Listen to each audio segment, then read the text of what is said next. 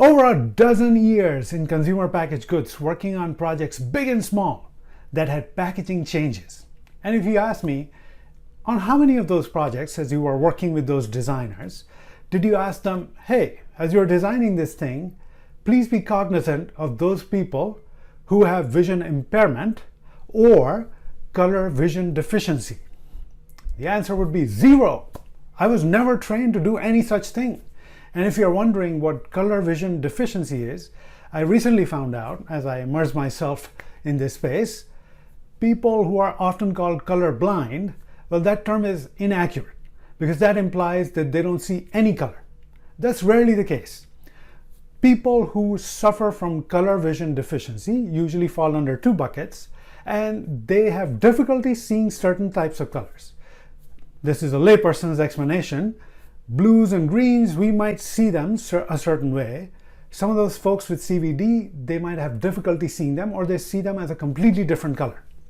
So coming back to then the whole packaging piece, never once, even when presenting the packaging design ideas, once they came back to senior leaders in the organization who suffered from color vision deficiency, did we once tell the designers, hey, can you do something about this? Can you design things in a way that would make it easier?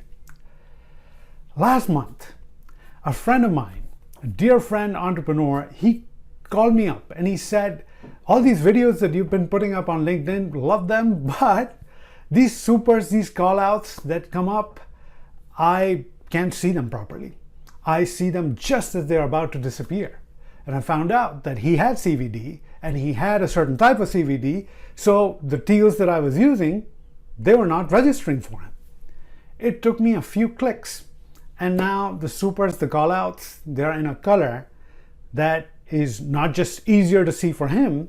I also checked with another friend who I knew had the same difficulty, and he also confirmed that he could now see those more clearly. It took a little bit of awareness and a few steps to make their experience better. So many times, we consciously or subconsciously are designing, creating experiences for others, and not having empathy for their situation can hurt. So let's take the time to listen. Let's take the time to be extra vigilant and find out what those needs are and design better.